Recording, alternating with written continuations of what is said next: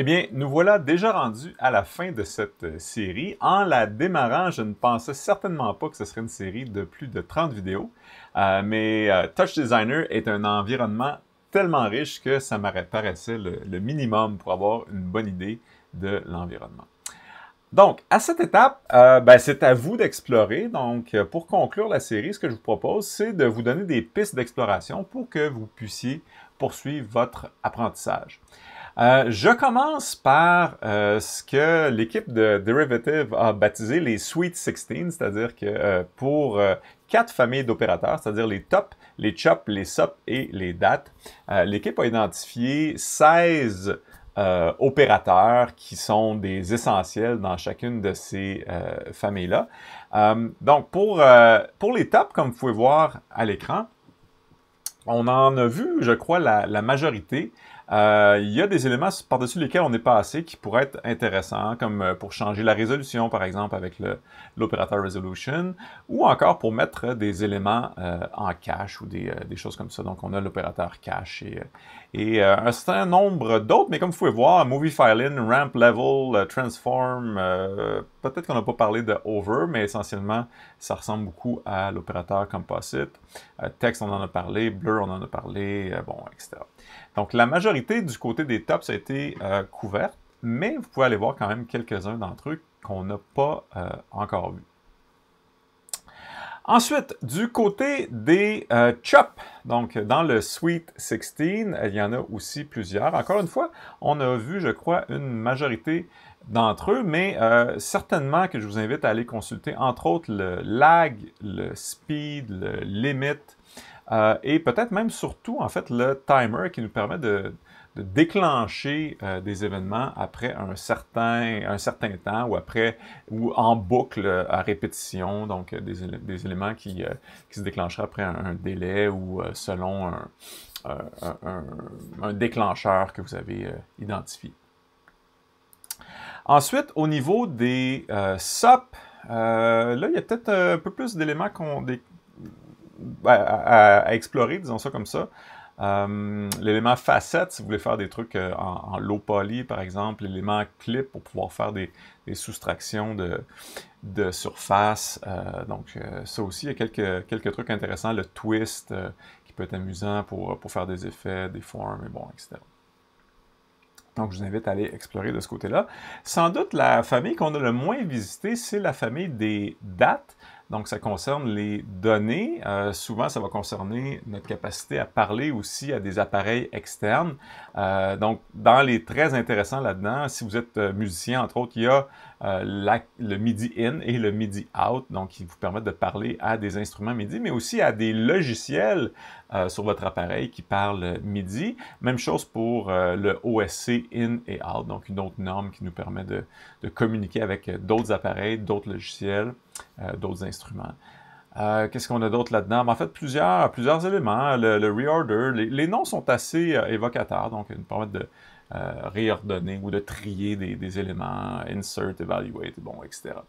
Donc, je vous invite à peut-être vous plonger un peu plus du côté des dates parce qu'on en a moins parlé dans la série, mais il y a quand même beaucoup de choses intéressantes qu'on peut faire de ce côté-là. Ensuite, il y a évidemment tout l'aspect programmation. Donc, on n'a pas beaucoup parlé de programmation dans la série. On a utilisé quelques petites lignes dans les boîtes de paramètres lorsque c'était pertinent de le faire. Une de ces lignes-là qu'on a vu beaucoup, c'est le ABS time.seconds pour récupérer le nombre de secondes écoulées.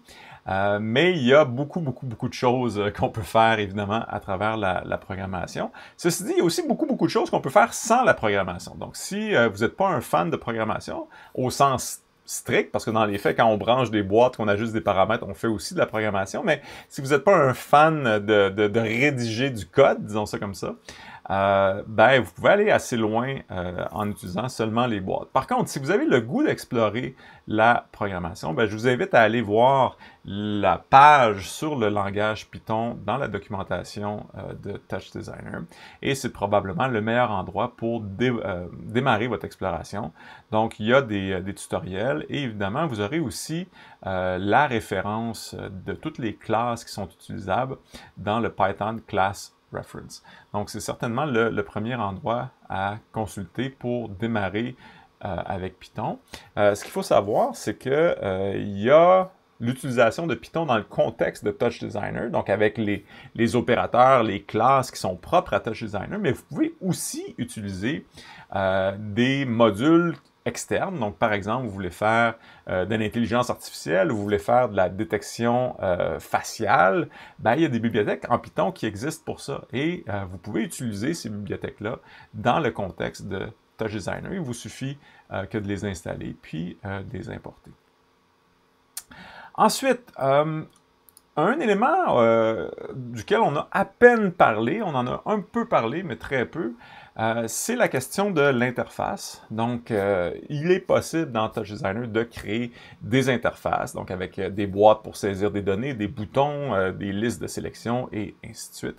Donc, si vous avez besoin de ce genre de choses-là dans votre projet, ben, allez voir encore une fois la documentation. Vous allez trouver donc le détail sur les différents types d'éléments d'interface, donc que ce soit des boutons, des champs, des listes, des glissières, etc.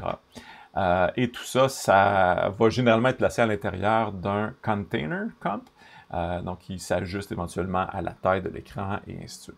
Donc c'est un domaine où on a à peine effleuré ce qui est possible de faire. Donc si vous avez besoin de ça, bien évidemment, je vous recommande d'aller explorer de ce côté-là. Ensuite, c'est aussi possible d'explorer un autre élément, et là c'est un monde en soi, c'est le GLSL.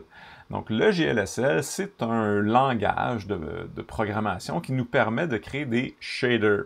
Et donc les shaders, en gros, ce sont des textures 3D qu'on va pouvoir coder à la main, et qui sont très performantes, qui s'appuient sur la norme OpenGL et qui parlent directement donc à la carte graphique.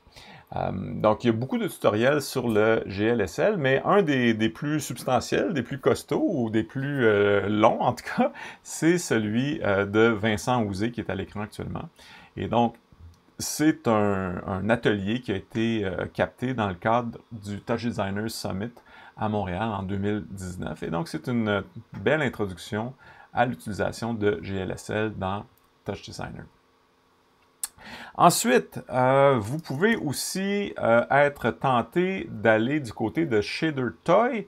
Donc, si vous avez le goût de vous simplifier un peu la vie au niveau de la création des shaders ou de partir d'exemples déjà existants, bien, sur Shader Toy, les gens partagent leurs shaders et vous avez le code pour utiliser ces shaders-là que vous pouvez donc importer dans Touch Designer. Donc, ça peut être un point de départ pour votre exploration, puis pour découvrir le monde des shaders. On va se le dire, le GLSL, c'est quand même assez costaud au niveau de l'apprentissage, mais en partant d'exemples, c'est souvent plus facile d'y trouver son compte.